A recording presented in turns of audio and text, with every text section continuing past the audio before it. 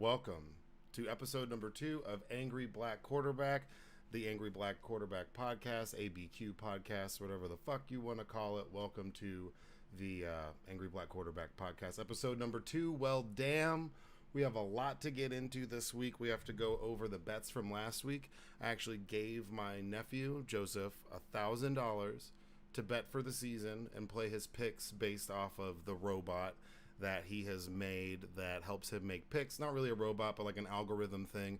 Really, really interesting. So we'll have him later on today. Then we're also going to be having Garen Sanders as one of our guests today, someone who I played high school football with, good friend, Niners fan. He made me lose some money this weekend, so we're going to be talking some shit to Garen. Elwood's going to be back, hopefully. I know he was trying to get a hold of me, and we were playing phone tag. Maybe he shows up, maybe he doesn't.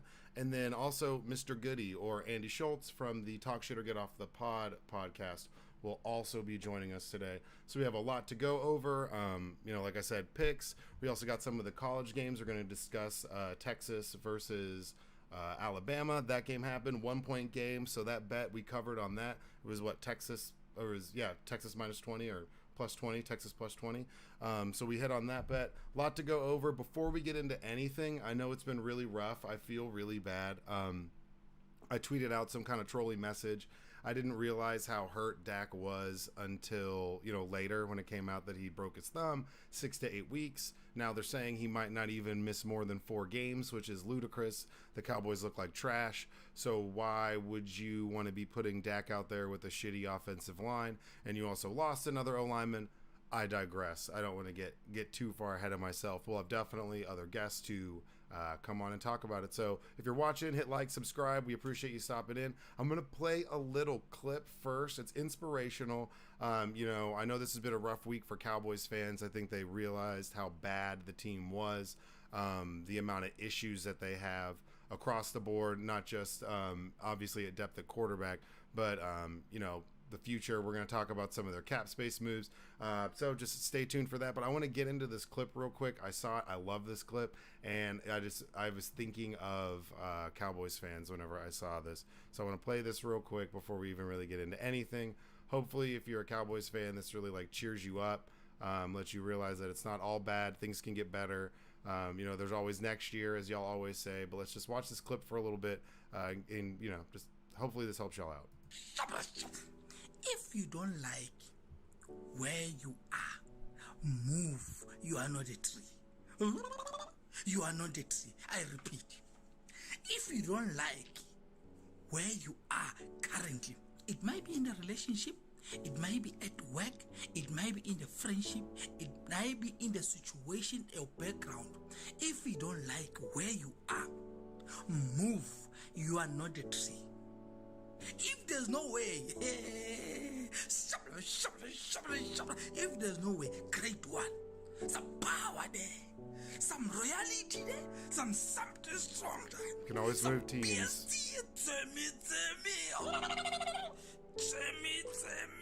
Move.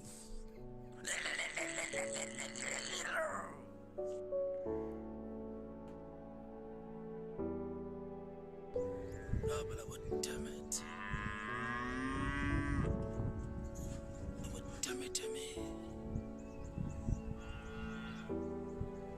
Behind every successful man, you guys can get past this, Cowboys. there's a story to tell. There's a story to tell. The future, next year. Behind every successful woman, I don't know about. there is a background to talk about. What does that even mean?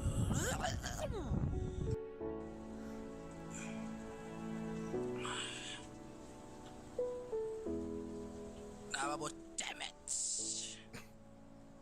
About Timmy. He's the best, man. Tough time never lasts. Only tough people last.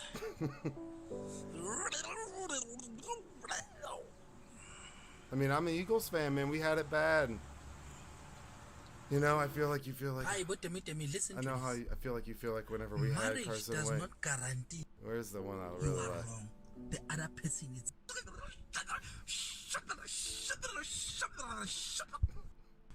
Hi, but Timmy, listen to this. All birds find the shelter when it's raining. but the eagle fly higher above the clouds to avoid the rain. So in life, all problems that we're facing are common. Attitude makes the difference. Come on, Whatever Cowboys. situation that you're facing are common problems. But the difference is our attitude.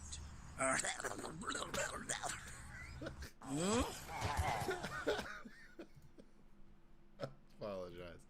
No, I'd say that just to start off before we even have anybody on, like that was a brutal game. The Cowboys they have no depth at receiver right now, which I mean, I feel so bad for you, honestly. I mean, now you know what it feels like when we had Carson Wentz, when we had Greg Ward was our best receiver, and somehow we still snuck into the playoffs. But man, that O-line is bad. Zeke looking like a fucking Power Ranger out there. There's CeeDee Lamb. Like, where the fuck is CeeDee Lamb? I've seen him all over Chipotle ads across TV, 88 Club bullshit. Everybody else at that table on those Chipotle commercials has done exponentially more than CeeDee Lamb. So I don't even know why the fuck they have him on those commercials, because he hasn't done anything. He definitely didn't show up. I tweeted at Michael Irvin. I think he probably had the bubble guts from Chipotle, because he literally did nothing that entire game. And I have the Bucks as someone who's not making the playoffs, which sounds ludicrous to some people, but I think, and I have the Chargers. I know, man. Well, we'll get into that. The Chargers, the Raiders lost that game more than the Chargers won it, in my personal opinion. But, going back to that Cowboys game, I mean, I don't know what they actually thought was going to happen, what they thought this team was actually going to be capable of doing in the first place. And now you're even more banged up on the offensive line than you were. You got Cooper Rush out there. They don't really have a legitimate backup. I think everybody else, like, you would have to trade for a legitimate backup, which is the dumbest thing I've ever heard. If I was a Cowboys fan right now, I'd be sitting down. I'd want to take my lumps. I'd want to keep all my picks.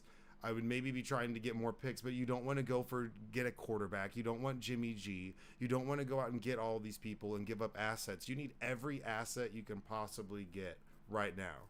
And you also don't have a guarantee that you're going to hold on to any of these premier top flight players that you have, because they're still mostly on rookie deals, and you haven't paid any of them yet. So I'm extremely perplexed by the moves that have taken place over this period of time.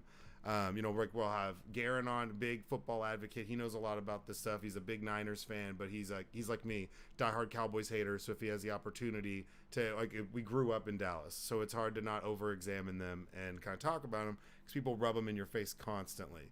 But man, that was arguably one of the worst offensive performances we've seen in an opening game.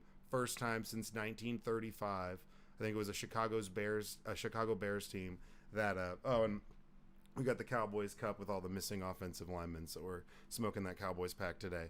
But first time since 1935, the Chicago Bears that led the league in offense the year before that didn't score a touchdown in their opening game. They only got 3 points before Dak even got hurt. So it's not like this team was doing anything spectacular. I think you let them sit, but we'll see. I don't even know if we even have anybody on yet. Let me see real quick. Let me look at this. Okay, well, Garen's not on. He said about 7:30, so we're gonna go for it a little bit. But I don't fully get it. We also saw some big upsets. We got to watch Geno Smith. What did he say? They wrote me off, but I didn't write back. That was an amazing quote. But Geno Smith hopping up, winning on Sunday or Monday Night Football against the return of Russell Wilson playing there. He looked like, I mean, I don't know. There's a little bit of parity. You think about it. The Jags, I think the Jags didn't look that bad. The Giants beat the Titans. It's so confusing. We played the Lions, the Eagles. I'm big Eagles fan. It's if your first time on the show, and we, it was a close game. I'm not gonna lie. They kept coming off that hype. First big sold out game in a long time at Soldier Field. Definitely went down. We have a lot of work to do, and DeAndre Swift juked and scampered his way all the way. Like, what was it, 141 yards? Something ludicrous like that. We saw the Rams lose and pretty handily. So, you know, there's a little bit of parity, a lot of stuff to be talking about. And then I'm looking at the bets. We'll have Joseph on later, but I'm looking at these bets. We hit on some, we missed on some, we missed the parlay. But, you know, we'll get into that here in a little bit. And if you're out there watching, don't feel free, like, comment, subscribe, leave a message or something like that. But I'm going to kind of pull up, you know, there's been a lot of weird stuff. And like I said, we're going to talk about Brett Favre later. That is like the weirdest shit. We've talked about this on the Talk Shit or Get Off the Pod, where we discussed Brett Favre getting paid a bunch of money for like welfare in Mississippi and getting money donated to a school, all sorts of goofy shit. But yeah, I mean, I kind of want to look at some of this stuff. Like, this is like before Dak even got hurt. The offensive line looked pretty bad. Like, Tyler Smith, I guess you would say he didn't look too bad for the Cowboys. But it was mostly because he only gave up, like, maybe, what, 1 or 2 sacks? But, man, like, I'm just looking at some of these plays. Stays in bounds. This is on Twitter, by the way. But you look, just really bad decision-making by Dak across the board. That is perplexing in the sense that the weapons aren't that good. They didn't go out and go get Julio Jones. They didn't really go out and go get anyone to help make a difference on their offensive game plan or their offensive scheme. And it looks like it really came back and bit them in the fucking ass, if I'm being honest. But yeah, I mean, the Seahawks won, Bears won, Steelers won. And that Rams-Bills game, Bills look clean, bro. Bills look super, super, super good. I'm not going to lie. Cooper Kupp got his. And, like, I'm not doing fantasy this year. I decided to stay away from fantasy because last year everybody on my fucking teams got hurt. Some of these guys still aren't back. I had Josh Allen, but then literally everybody else on my entire team got hurt. It was so frustrating. So I decided to take this year off. But, man, I mean, I do not. And the Giants beating them. I mean, we looked okay. We play the Vikings this week. That's going to be fucking rough. I'm not going to lie.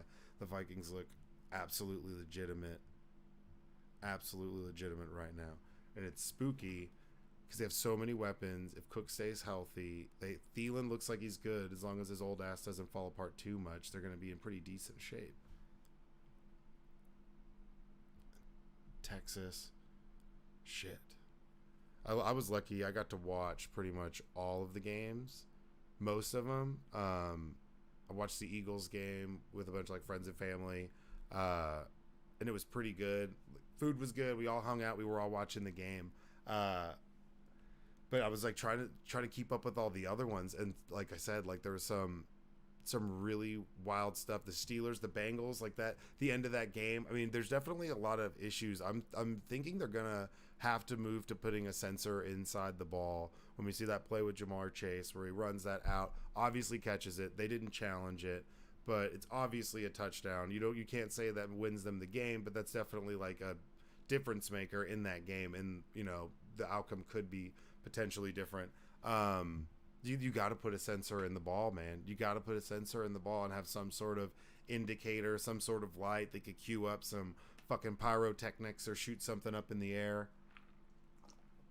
They could do something because they're missing these calls, and it's inside 2 minutes or close to the end, and they don't even have the ability to actually challenge it. Come on, man. And they're like, "Oh, sorry that happened. Sorry we blew that fucking call." But Hurts looked good. Eagles looked good. So Eagles Vikings this Monday Night Football. Honestly, like I said earlier, I'm pretty spooked. I could easily see us losing this game. But AJ Brown showed the fuck up. Devontae Smith didn't do shit, but hopefully he can get going sooner than later. That's something that we would hope for. Obviously, Miles Sanders hasn't fallen apart yet. His decoupage legs and paper mache body hasn't fallen apart yet, which is good. We'll see. We have a good little lot of running backs, but man, they ran the ball all over us, and I don't understand it. I love Fletcher Cox. That's my boy. But man, he was getting absolutely like the run difference whenever he's out there versus when Jordan Davis was out there. And Jordan Davis is a big boy. He's not going to be able to play the entire game. But when you think about what he's actually able to contribute versus what like Fletcher Cox is, it's, you know, Barnett's now blew his ACL out. We should have gotten rid of that bust of a douche before he tore his knee, because we brought him back for nothing, because now he's out for the rest of the year. Not to be a dick, but it's just true. Let's see if anybody's in this line real quick. I know I got Mr. Goody. I don't know if he's ready to go, though. He might be ready to hop on here pretty quickly. Maybe.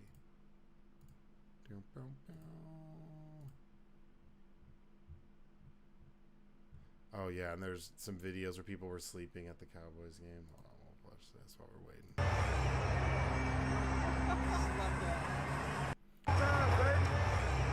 Oh, you saw that guy. He's, like, passed the fuck out. My friends were, like, that guy right there, passed out. I had some friends who actually went to this game, and they said they're Bucs fans. And they said it was pretty good, but they said once Cooper Rush went in, they pretty much stopped. Everyone pretty much bailed. I don't know what they expected, but yeah, passed the fuck out at this Cowboys game. That's pretty amazing. Uncle Phil? Why is Uncle Phil trending on Twitter? That's interesting. Tough time. Tough time never lasts. That's so good. Watch later. Where is it? Nah, I don't want to troll too much. I don't want to be too mean. Don't want to be too mean. But yeah, so I gave my nephew Joseph about $1,000 to place his bets. You know, he's a college student. What I told him is, I'm going to give you $1,000. You have to place the bets that we call on the show, and then we split whatever's left over 50-50. But it has to be a 50-50 split. But you have to, like, use the money. You can't just sit there and bet like $5 and not, you know, have any like, you can't just hold on to the money and not bet it. So we bet some, and we did okay. I don't think we're down too much, but I definitely feel like we're down. Which I'm not, you know, but I didn't, in college, what, A&M lost to Appalachian State. That's what was wild. I think we talked about this earlier, or we talked about parity on the last episode in these college football games. We saw such a huge amount of people drop off, who now A&M dropped all the way to 24. Texas moved up. Texas played good. I'll give Texas that. I mean, Ewers hurt his clavicle or his shoulder, so we'll see how long he's out. And I mean, I feel like we've seen what Hudson can do for Texas before. Like, that's why he lost the job. So while he played good against Bama, I don't know how long you can expect him to really keep that up. So, I mean, we'll see what they're able to do. But, you know, we'll see what happens. Wait, who just jumped on?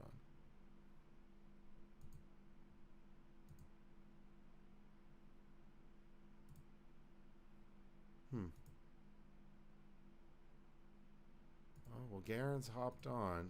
We'll let him get his mic situated and stuff, and we'll have him on, because I got to harass him about how bad the fucking Niners did, which was a rough game. Now, granted, it was a monsoon, and we had a prop bet, where it was Justin Fields to throw an interception, and that hit, but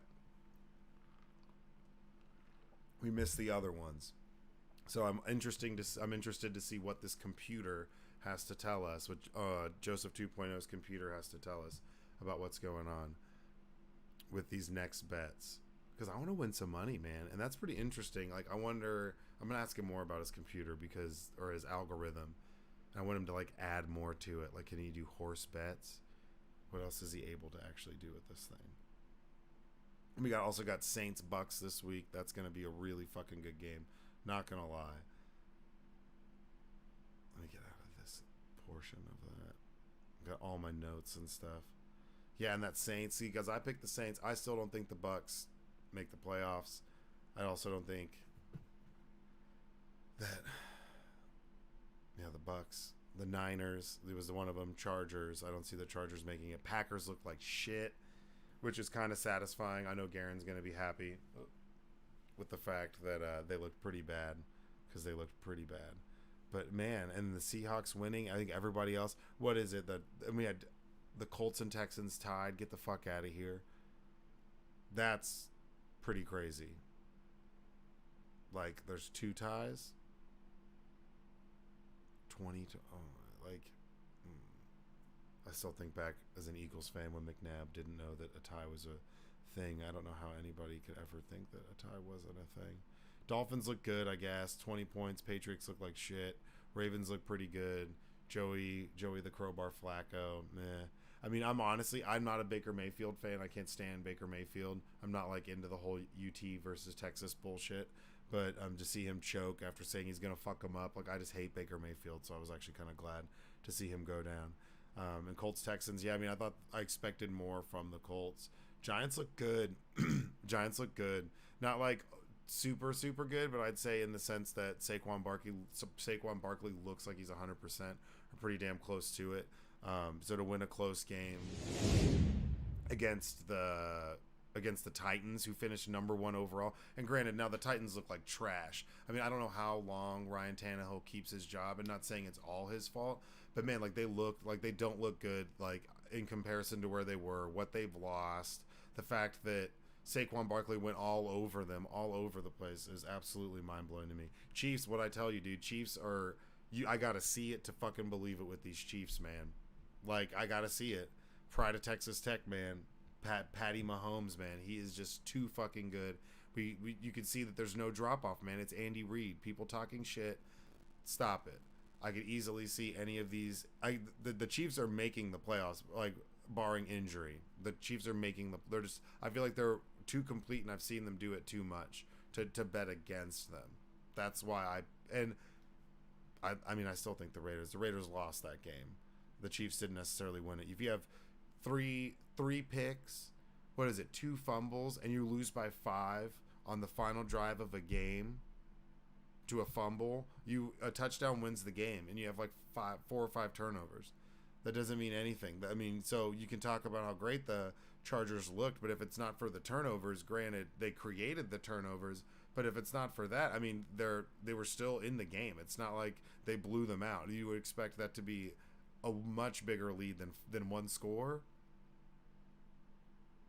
And then you're leaving the ball in Carr's hands. Now, granted, they played good and they created these turnovers. They created sacks, forced fumbles. But let's be honest, like if you win by 5 points and you create that many turnovers, your offense isn't totally getting it done.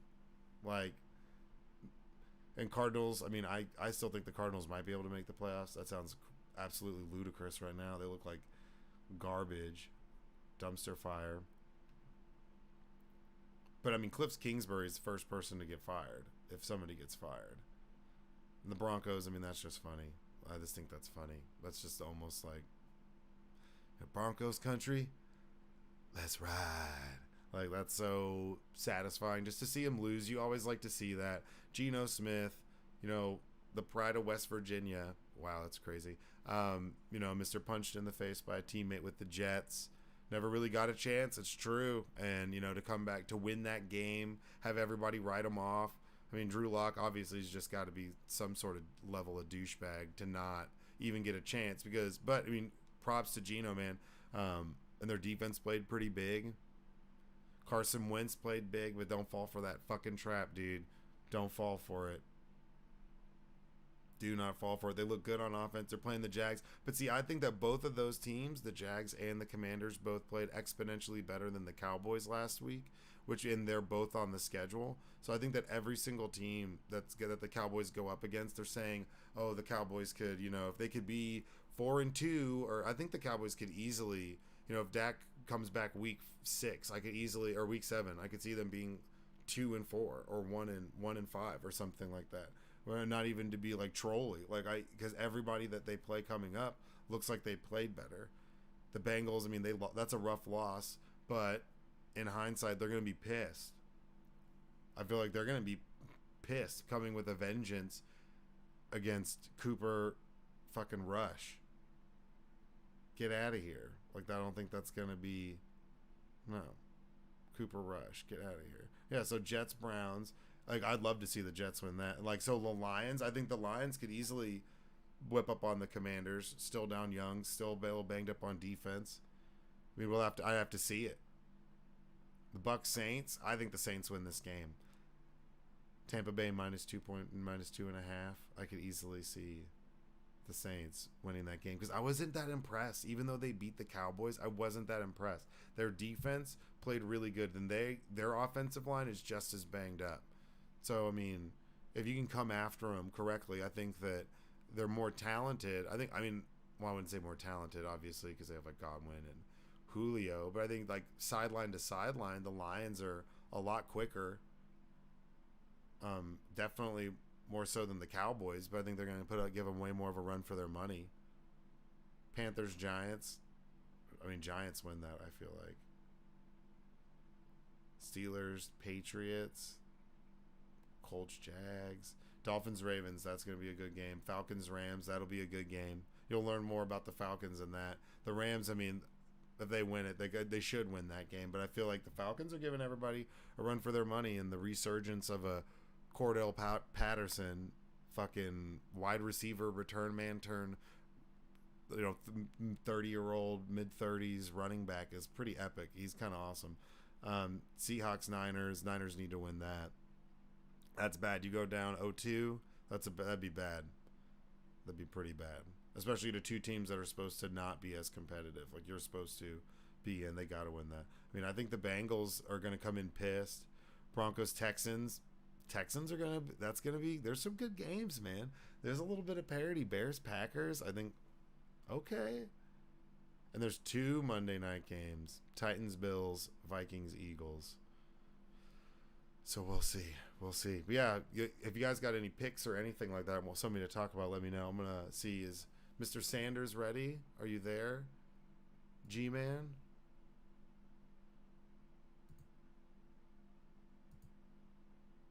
Hello. Garen. Oh, you bald-headed motherfucker. What's up, bro? Hold on. I got to do the clap for you. Okay. You can't hear it, but I can hear it. And if you're watching, you can hear it. You got your mic set up, bud? Ooh, I can't hear you. Hold on 1 second.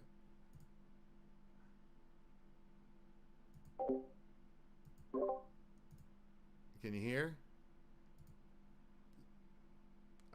I can't hear your audio at all. Oh, you're good. You get it figured out. So, everybody, this is Garen Sanders, one of my good friends. I've known him for, bro, we've known each other. We're all getting old as fuck, bro. It's not even funny. Damn. We used to play football together. Known each other since about 6th, 7th grade.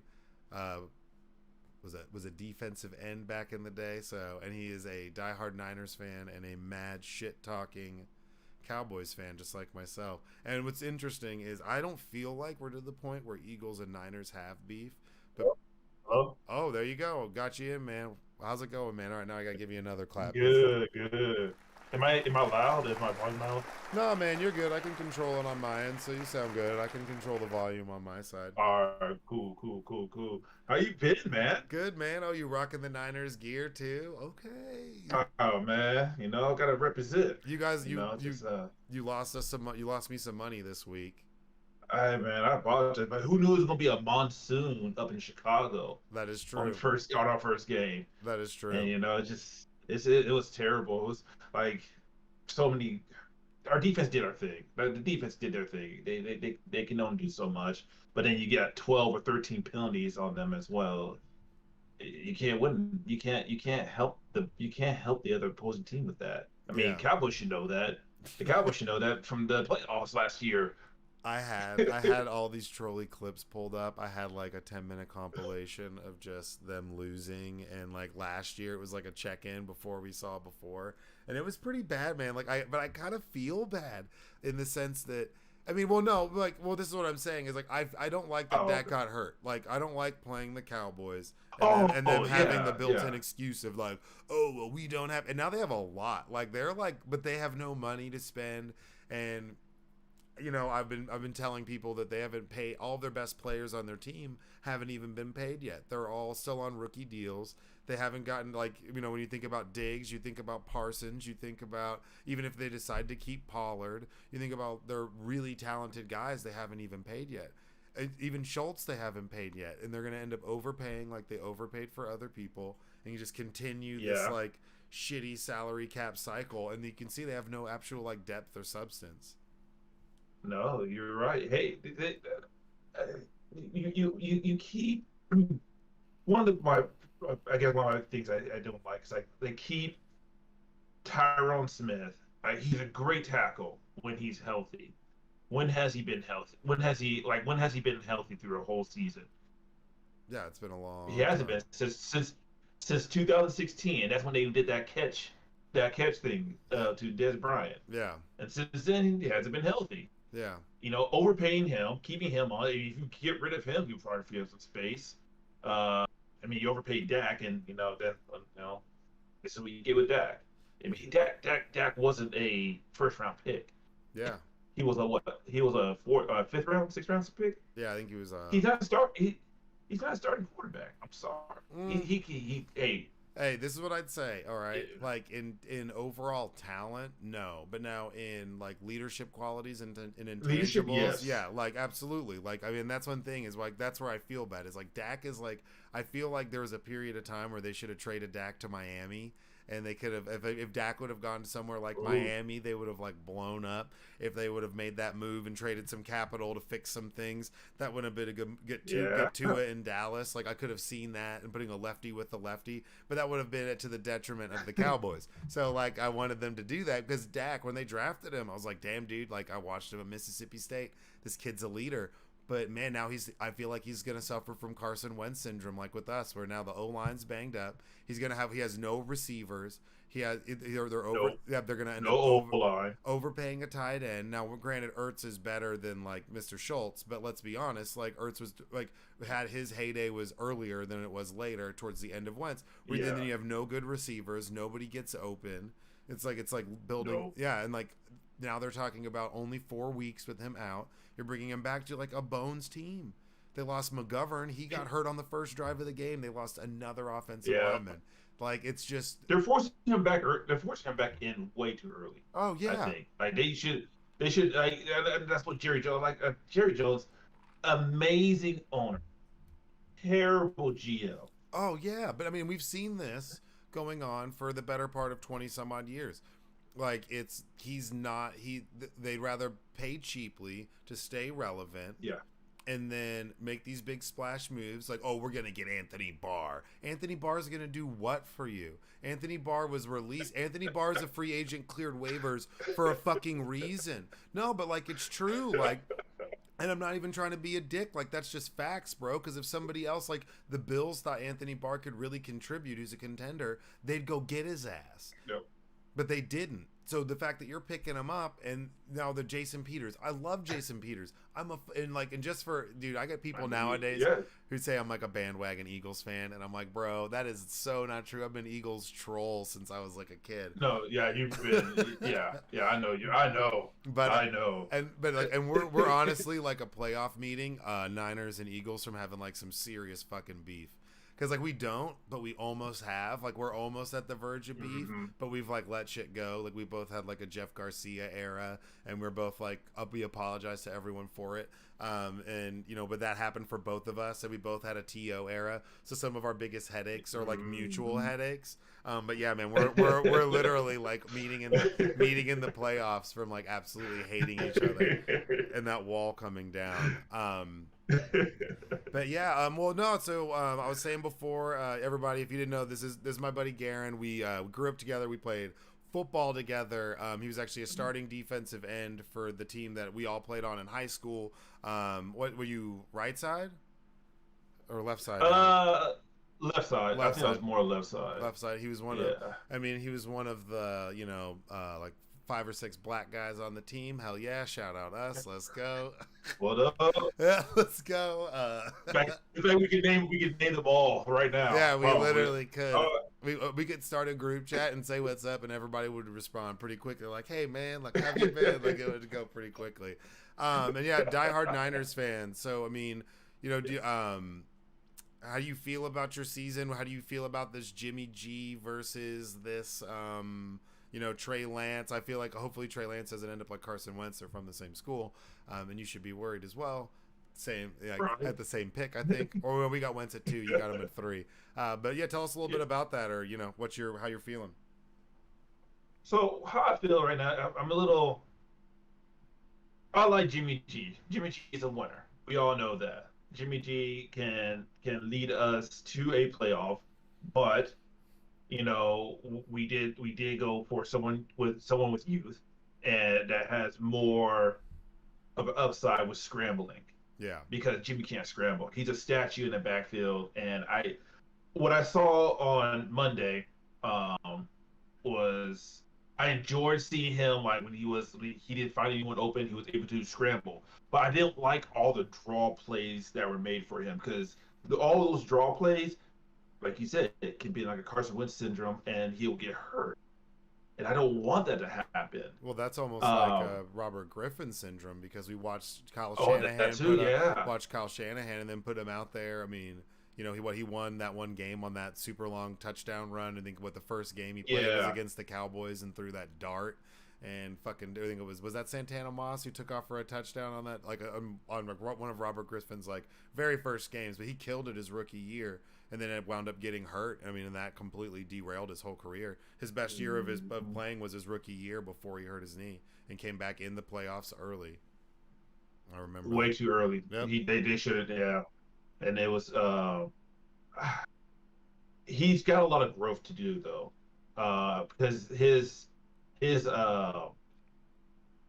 vision, his quarterback vision, I just don't think it's up to par right now because he's been out of football for how long? For 2 years, pretty much, because of the whole COVID situation. Yeah. He played 2 games with us last year, and then he didn't play. He only played 1 game in college after his freshman year. So Yeah. he didn't play his sophomore, and he had played one, I think, his junior. I think that's what it was. Yeah, and they shut And it down. and then shut it down. And so Which is so wild to me. That's so wild. it is. That's so crazy. It really is. But I think this is what I think. I feel that each game is going to progress, and he's going to get better each game. Will we make the playoffs? Probably not. We will have a subpar season. But I feel like next year, though, it's going to be a huge jump for him because now he has the experience. He knows what to do. We got our key players back. We already signed Debo. We signed Trent Williams to block his blind side. I don't like Mike McGlinchey, our right tackle. Okay. I feel like I feel like we can find someone better, a better right tackle. Brandon Ayuk, we're probably gonna resign him. Captain Chaos himself with George Kittle, one of the best tight ends in the league. He's I hurt feel a like lot, we have the man. pieces to surround him. He is like one of my friends. He's hurt a They call lot, him Brittle man. Kittle. Yeah, They call him Brittle Kittle. I don't like that. I Yeah. don't like it. But he's hard nosed. He's 100%. He goes to full force, 100%. True, but I mean that's a double-edged sword. Whenever you use him as much as they It used is. him, he's got a lot of wear and tear on him, and that's like we saw that with Gronk too. You can be transcendent talent, but Yeah. like availability is valuability, right? It is. And like it is. and You're right. I'm looking. You guys had 17 first downs to their 15, 331 total yards to their 204. You had more. 2-on-4, yeah. Yeah, And most of more- those are broken plays. Yeah, you rushing 176 to 99, but you had 12 penalties for 100 yards, and they only had 3 for 24, and you had 2 turnovers. But you won time of possession. Yes. Like you guys literally slaughtered them in every single track, like a most trackable stats. Yards per play, you beat them. You're almost at 5 yards per play. They were 3.6. But passing, I mean, it's an ugly game. But that's, yeah, but that's rough. We dominated the game. The penalties, like you said, the penalties killed us. The turnover, like the Debo turnover, because it was a running play. He runs up, and then hell of a play for the Bears defender who punched the ball. That Tillman punched the ball out of his arm. But like, I mean, he did. I mean, that was turnover, and then Trey threw in that interception as well. So yeah, but yeah, but no, they dominated the game. We just couldn't put no points up. yeah. Or couldn't put no touchdowns. So Yeah, well, we looked. My birds look. It was pretty close, pretty sketch with the Lions. But I think but I think the Lions are good. Like I think that the Lions are like talented. They were better last year. They got that. They have that Hard Knocks hype. So that first drive when they just ran down the field, it was so rowdy. I was like, fuck. And I knew that was possible. Low-key. But I then, am. I'm becoming a Lions fan now because after watching Hard Knocks, I'm becoming a huge fan of the but Lions that's now. Hard Knocks, I, man. That I, happens love, with I love the I everything. love the coach. Yeah, No, no, man, he's it's good. not like No, he's that. good. Dan Campbell kind of sold me on that one. I mean, I'm still a Niners fan, but Dan Campbell, I'm a fan of his now. Yeah, I mean, depending on who they're playing, I'll root for him. But that was a close game, and they're like I said, they have some talent out there. If once they get Jameson Williams back, when he's 100%, I mean, Goff's Goff. I can't believe Goff made it to a fucking Super Bowl. That's like so mind blowing when you see him play. No, but right, you see him play, or you see, how dominant he was when they had Gurley and he was on the Rams compared to what he looks like now. I mean, some of those throws, like that pick to Bradbury that was tipped. I mean, he's just like reading things bad. Like it doesn't make sense. He's like a completely different quarterback, and he's still getting paid like a good chunk of money. But I feel like they're gonna have to eventually move on from him, if not this coming year. Oh, they will. I think Goff's gonna be a good like career backup for someone, but I don't know if it's rough. I mean, because they ran the ball all over us. Like DeAndre Swift is impossible to tackle. That dude is so fucking fast. I was like just watching him run on that first drive, that huge run. I was like, you're kidding me. Like you're absolutely kidding me. Like, I'm Darius. It's not gonna happen. And Darius Slay's gonna make his way down the field, and he's gonna get fucking hurt tackling him or some goofy shit like that. But no, I think overall, I mean, I think that with how bad y'all's division looks, I mean, right now everyone lost but the Seahawks. That's wild. So the Seahawks, yeah. So I mean, you guys still have a chance. We're the complete opposite of the y'all division. We're the complete opposite of y'all's division. Yeah. Everyone won in your division except for the Cowboys. Yeah, I mean, we look pretty stacked, and we have the Eagles have the easiest schedule in the NFL this year. So it's kind of like unfair. Like we got some pretty good ones. I mean, I think obviously this game's tough, but then we play, not like gimme games, but we play some like not as good teams that are like maybe 500 teams. So we have like a pretty decent schedule, which I'm kind of excited about. I mean, I feel bad for Dak because he's hurt, but the Cowboys are really reaping what they're sowing. Now, you guys, I'm not that. I think Trey Lance could be good. Do you want them to trade Jimmy G? If the Cowboys offered you something for Jimmy G, would you want them to take it? First round pick. Here, I'll pack Jimmy G's bags for him. Give me a first round pick. You're not going to get a first round pick for him. Get the fuck out of here. That's not going to happen. Let's be honest. No way. I mean, I'll disregard it. No, I mean, I think a second round pick. Yeah. I mean, we traded a second round pick for him, so I'll take a second round pick back. We don't have a first round pick for next year's draft, so having 2 second round draft picks. Oh wait, we don't yet. Hold on, do we have a second round pick next year too? No, I think we do have a second round pick. Yeah. So yeah, if we have 2 second round picks, yeah, I'll take that in a heartbeat. Yeah, I mean, I don't think the Cowboys should trade for anybody. I think that if there's someone like, and I hear the dumbest shit because I still live in Dallas, so someone's like, they should go out and go get Drew Brees, and I'm like, look, man, like what are you gonna do? Bring back that's the dumbest thing I've heard. Or if you trade for Jimmy G, bring him on. If let's say Dak comes back week 8, right, and they're 7-1. Say they just go 7-1, and then Dak, could you pull Dak, or do you have like a $47 million backup quarterback and you let Jimmy G play? And then whenever Jimmy G's contract up, who do you pay? Do you cut Dak? No one's going to trade for Dak's contract, especially whenever he broke his ankle one year, broke his thumb the next year. He's going to end up, if he misses like what they said 6 to 8 weeks, he will have missed because he broke his ankle before. He would have missed like almost a full, like a little bit more than a full season. Right? Yeah. Like, so he would have missed over a full season in the past 3 years because of injury. Yeah. So, and it's not, injury, and now the O-line's even worse. So I don't know how you're going to bring in like an old aging hair plugged fucking Drew Brees, and he's going to come out there and then he's going to be chill with sitting on the bench. Like if he puts that helmet on, his hair is going to start rubbing out again, and he's going to be super pissed. So if he's putting on the helmet, like he's committed to the helmet. It's still in that like limbo period where it's like it hasn't like rooted, you know what I'm saying? So it's got like the hair, it's like it's still like, hey, keep fans on 2, don't ever put them on 3, keep the windows up, no boats, no jet skis, no longboarding, and like you can do flat like bike riding, but no downhill shit, or that's gonna just rip out. The wind's gonna pull that shit out. Sorry, it's like it's so obvious, it's so weird, like to see. Whenever he did that, and it's like it looks good, like shout out to him, but it's like like you were on TV too much to like make that transition. Yeah. And when you're like a black guy, I feel like if you start to lose your hair or like if you're or whatever, you just shave your head. It's like universal. You just shave your head. You can get a beard. Then you can wear glasses. They could be like yellow tint and you look artsy as fuck. There's so many different things you could do.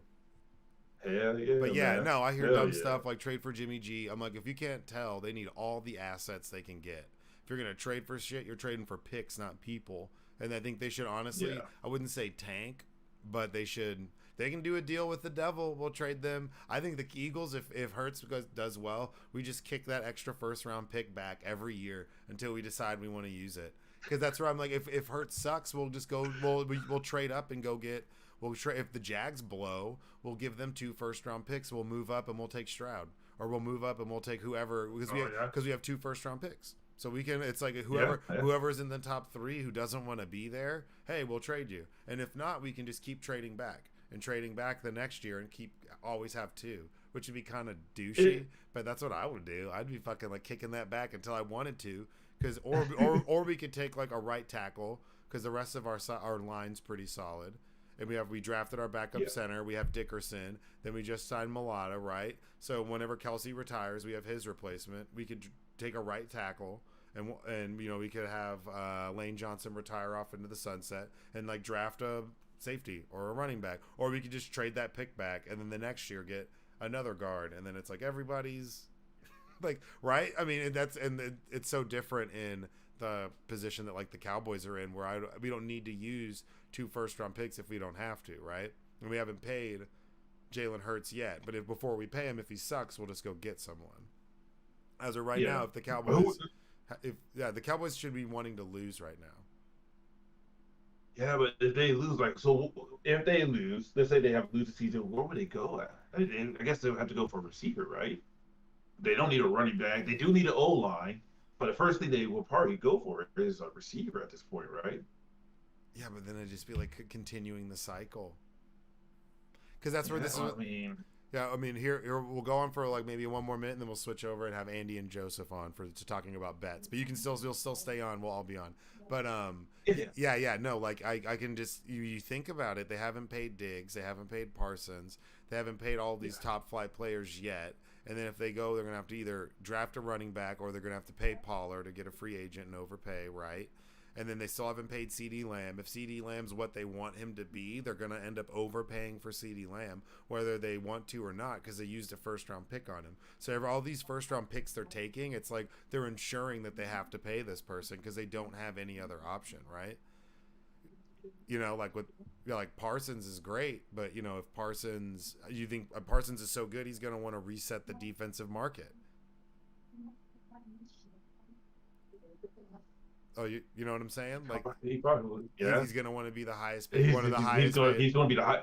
Yep, and he will be the highest paid. And just he will be the highest. And it'll be just like DeMarcus Lawrence was one of the highest paid, and then they had one of the highest paid receivers, one of the highest paid tackles, running backs, quarterbacks, and now they're all gone or hurt, and all their good players they haven't paid yet, and it's just a cycle. Because Diggs is great. If you think Diggs is great and all that in a bag of chips, you're going to have to pay that fucker. And we just saw Ward for the Browns get a $100 million deal. So you're going to pay Ward and Parsons, but then are you going to pay CD? And then you're going to pay Pollard what? You can't keep everybody. It's like quicksand in their hands right now. Joseph, Andy, are you guys there? Y'all ready to talk some bets so I can find out how much of my money you fucking lost, man? Are you guys there? Yes, sir. Let's get it. Oh, everybody, look at this. We got the 4. Apologize for the wait, you guys. Apologies. So, I mean, Garen, of course, you know Mr. Andy Schultz. Garen, and that's my nephew, bottom right. That's Joseph. He is engineering student, and former football player. Played some football for South Dakota School of Mines and Technology, and is like a betting master. Or claims to be, better be, dude. Nice. And how you been, Andy? Long time to see. You got yourself muted, Schultz. Oh no, I heard him. Yeah. Oh, there you go. Do I have you muted? Oh, okay. That's my bad. I got you. I've been good. I can't wait for these picks and me to stomp out Joey 2.0 in his algorithm. Mr. Bookie Two Shoes, aka the Parlay Prince. Oh, I had to hit the DJ horn, man. That was a shot out with a cigarette in his mouth. Damn, dude, I didn't know you were coming with that energy. Yeah, well, so we got everybody on. How did we do last week, Mr. Joey 2.0? First, we'll talk about, the games. And, be sensitive. I know that I already gave Garen some shit for losing one of these games for us, which we fucking appreciate, and fucking up our parlay, too. But tell us a little bit about, the bets we placed last week and how we finished and what we're looking at. Yeah, so 49ers, and probably one of the biggest surprises of the weekend, did not cover. They just didn't win at all, so that didn't hit. Justin Fields did throw an interception, so that was good to get that win. Saints did not cover the -5.5 points. They did win after a 17-3 fourth quarter. They needed a big comeback there. And the Titans first quarter minus half a point, easily covered. Titans were up 7-0 at the end of the first quarter. Then the Texans, one of the big surprises of the weekend. Well, surprises if you didn't listen to the podcast. Money line was just a push. They didn't lose, but they didn't win. Then if you took the +7, they easily covered that. Then on the parlay, we went 2-2. The Eagles money line hit. Titans -5.5 did not hit. Vikings money line easily hit, and then the Broncos. I'm still not over that. Yeah. Before we get into more, how are you feeling about your Broncos, man? Because you were talking mad shit. You were talking mad shit last episode. That was rough. Yeah, it was bad. I mean, fumbling the ball twice inside the 5-yard line doesn't help. You're paying Russell Wilson $300 million. You have a minute left at half field, and you choose to run down the clock for a 64-yard field goal. I don't understand that. I'm hoping we can turn it around, but we'll see. All right, well, we don't have any proof of your bets, Mr. Goody, but did you place bets on the first opening week? I'm curious. I feel like you did. No, I did not. Oh, because you didn't? I wanted to save it for, the podcast. But no, I've got two different parlays that, I'll pitch to you guys whenever you're ready. All right, cool. Well, let's get into some of let's go through your bets, Joe, and then we'll go through goodies. And then, actually, no, let's go through your parlays first, Andy. Let's do your parlays first, because then he's got some locks. He's got a don't bet, and I kind of want to see where yours line up with Joseph's. So I'm kind of curious. So what are your two parlays that you're saying play this week? Okay, so the difference between the two is the first one's going to be a 5-team money line parlay. All 5 teams are currently favored to win. Okay. And then the second one will be a 3-team long shot parlay. And I broke it down money line, teaser, and then the points. So 3 different options there. But the first one, this is what I have. The 5 picks for the parlay. Buffalo Bills over the Tennessee Titans. Las Vegas Raiders over the Arizona Cardinals. Bengals over Dallas. Lions over the Commanders. And then the Chiefs over the Chargers. Okay. And all combined all together, that's a +471 Okay. for the complete parlay. Okay, and that Chiefs Chargers tomorrow night. I hope the Chiefs win, because like I said, I think the Chargers don't make the playoffs. I know that's controversial. But Right, and Keenan Allen is out, which, I mean, I drafted him in my fantasy league, and I knew, I'm like, he's just gonna get like a hamstring injury, like eating lunch or something, and then he got first thing that happened. Well, I mean, but Williams, his injury history, Keenan Allen, fucking, they all do. Bosa, James, everybody on that team is like really good when they're healthy, but they're never all healthy at the same time. I can't there's this like the Mighty Ducks. Is there Emilio Estevez showing up? Like post the ice cream debacle where he gets ice cream with the Icelandic bitch, but then, comes up with his hair slicked back, but then gets humbled and makes a comeback with the kazoo. I don't think that's going to happen. It might, dude. It could. It's possible. Emilio! Okay. So what's your long shots? Let's hear these long. You said the 3 long shots. Yeah, so 3 long shots, but you can play it 3 different ways. So I'll just be quick with it. I call it the 3S long shot. So for the teaser on these, it's Seahawks. So you're teasing it up 6 points because you're taking the points, teasing it up, and all these teams are currently not favored. So Seahawks, Steelers, Saints. So you could take Seahawks plus 14.5, Steelers plus 7.5, Saints plus 8.5, and together that's just a plus 150. But you're getting a lot of points for that. Now, if you just took like the normal points on a parlay, it'd be Seahawks plus 10, Steelers plus 3, Saints plus 4. Together, that's a plus 348. But this is where it gets interesting. If you think that the Seahawks, Steelers, and Saints can just win straight up in a parlay, that's Seahawks plus 360, Steelers plus 105, Saints plus 130. You know what that comes out to?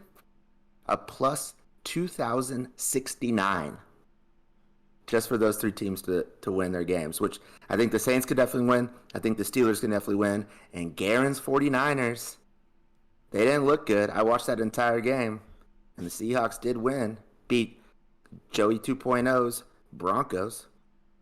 So if you believe in that it's likely that maybe those 3 could just win straight up, you're getting plus 2,049 on it. Jeez, that's a crazy ass parlay. Okay. I know that's big money for just 3 teams. Yeah, that's big money, and those are all that's all viable. Because if I had to pick Steelers Patriots, I think the Steelers will beat the Pats. Pats look really bad right now. They look really bad. Defense looks shitty. Mac Jones looks like he's regressed, which is to be expected sophomore slump, but he's not looking so hot.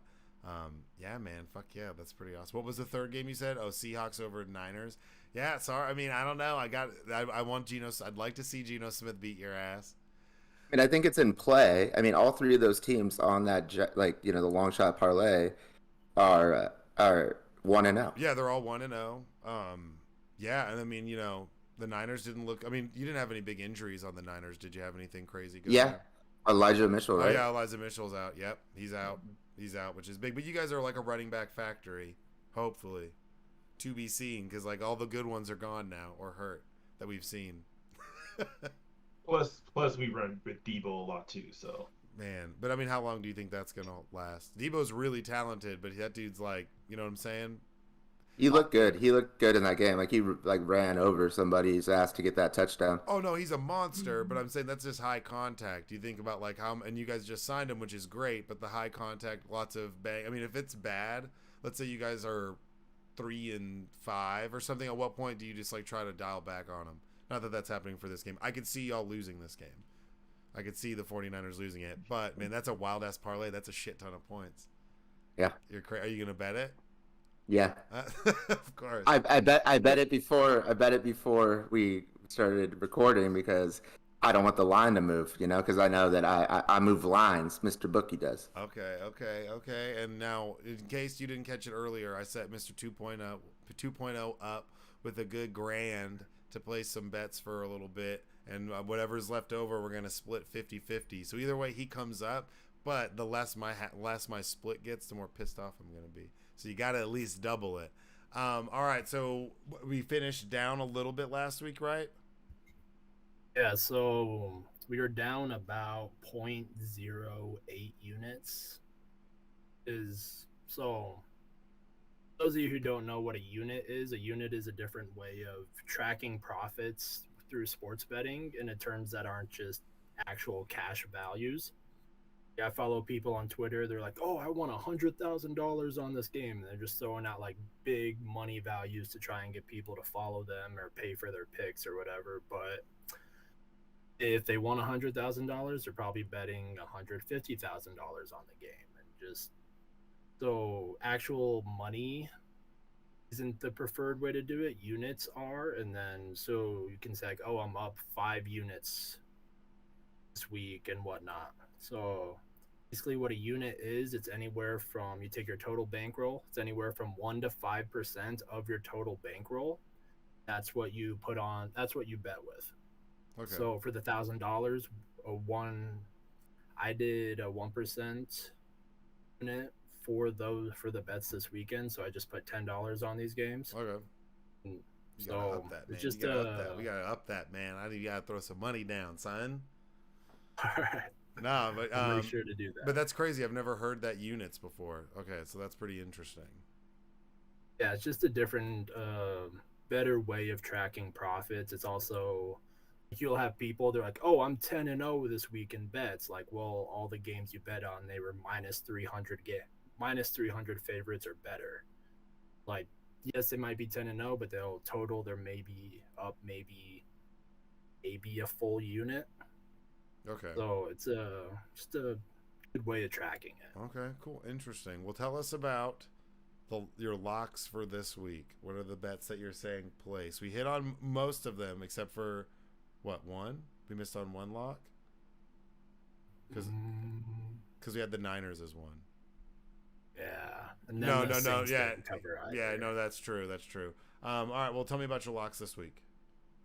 So starting off in college football, we got Ole Miss minus 16.5 at Georgia Tech. Ole Miss is 2-0 against Troy in Central Arkansas. Georgia Tech is 1-1 with a loss against Clemson and then a win over the FCS Western Carolina last week. Coming into this game, Ole Miss has the 27th best offense and the 8th ranked defense. Meanwhile, Georgia Tech has the 101st ranked offense and the 89th ranked defense. I think it is in Georgia, but I think Lane Kiffin's going to come in here. He's got high-powered offense, and he has a good defense to back him up this year. Georgia Tech is only averaging about 22.5 points per game. Forget exactly what the number is. Ole Miss is closer up to 40. Georgia Tech is also 1-10 against the spread in their last 11 games following a win. So I think Ole Miss will go into wherever Georgia Tech is and wherever the fuck get the win. I don't remember from NCAA football. All right, and what are the other ones you got? So I'm going over to the NFL. We got the Commanders at the Lions over 49. So last week the Lions ran the ball. Excuse me. So the Lions ran for 181 total yards at 6.5 yards per carry against a solid Philadelphia front seven. And Washington gave up 123 yards rushing to a bad Jaguars team at 6.8 yards per carry. Carson Wentz also had a very good offensive game. He threw for 313 yards and 4 touchdowns and looked very comfortable with this new team. He did have 2 interceptions, which is a little bit of a concern, but I think there's going to be enough offense here. 2 bad defenses. I think the total is going to go over this. Okay. So it's over 49 points at minus 110. Mm-hmm. Okay. And then what's the other one you got? You got the Colts -4 at the Jags. You can find that at minus 110. I think this line is way too low. I think it's a strong overreaction to the Colts game last week in which they tied against the Texans. Jags did almost win their game, but they gave up 313 yards passing and 85 yards on the ground. Last week, the Colts ran for 177 yards and threw for 340 yards. And like I said, I think this line is too low. It's just a strong overreaction, and I think the Colts will come in pissed off, and they're going to easily cover this line. Yeah, I think any type Or cover the -4? Mm-hmm. Ooh. I don't know. I mean, you could also buy some points and bring that down like to 3. 4 is like Vegas wants you to stay away from it because they're not sure. And the Texans, I think, are actually going to be pretty decent this year. the Texans are a good team. They were pretty good last year. Yeah, I mean, I don't know if they're going to, I don't see them making the playoffs. I don't see anybody in that division really getting past 8 wins, maybe. But somebody, they're going to all play each other. And I just feel like the Texans are a little bit underrated. All right. And then tell me about this 3-leg teaser that's under your locks. Yeah, so kind of playing into Andy's teaser. So for those of you who don't know, a teaser, you can combine multiple games and it'll move the line 6 points in whatever direction, in the favored direction that helps you. You can combine them all for reduced odds. The one thing with a teaser is if one of the games pushes, you lose that teaser. It is just something to keep in mind. So for this, we have the Bengals from teasing them down from 7.5 to 1.5 at Dallas. We have the Rams from 10.5 to 4.5, hosting. That's my notes were wrong. Please excuse me. Hosting the Falcons. I typed the Seahawks, just different birds. And then we got the Panthers from +1.5 to +7.5 at the Giants. So first leg, the Bengals played awful last week. They had 5 turnovers and still only lost the game on an overtime field goal. I expect them to come out much stronger and handle their business against a bad Dallas team. And then I'm expecting the Rams to bounce back here. So little tidbit here. Teams that play in the Thursday game on week 1 are 16-4 against the spread, 17-3 straight up in week 2. So I'm not crazy about teasing 10.5 down to 4.5. That's not really one of the numbers that you're trying to look at when you are teasing games. But I think the Rams win this game by a touchdown, and I think they'll easily cover this. And then with the Panthers, 1.5 up to 7.5. I think the Giants are being favored here. I don't want to say an overreaction to last week's game, but they did have to play a near perfect game to beat the Titans by 1 point. Yeah. Daniel Jones was 17 of 21 for 188 yards and 2 touchdowns, and Saquon Barkley ran for 164 yards. I do think the Giants win, but I don't think they'll cover the 7.5 points. Okay. Yeah, and I would say that the Panthers are like the NFC version of the Texans, where people don't think they're going to be really that good, but I think they're going to be like mediocre. So, yeah, I think that they can keep it within 7.5 on the Giants. Yeah. And then, so you tell me about your don't bet. I like your don't bet here. It's funny because I think that's a part of Andy's parlay. So I have the don't bet the Seahawks at the 49ers. These are just two teams coming off weird weeks. 49ers got stunned by the Bears, and the Seahawks ended up pulling up the upset against the Broncos. Just until we get a better idea of what Trey Lance looks like in this offense and figure out exactly if Geno Smith is legit or not, I just don't want to touch this game until we get a better idea of what these two teams look like. Okay. Thoughts, Mr. Schultz? Do you? I mean, out of the 3, S parlay, Steelers, Saints, Seahawks, I think Seahawks is the gamble there, but that's also where you're getting the value. Yeah.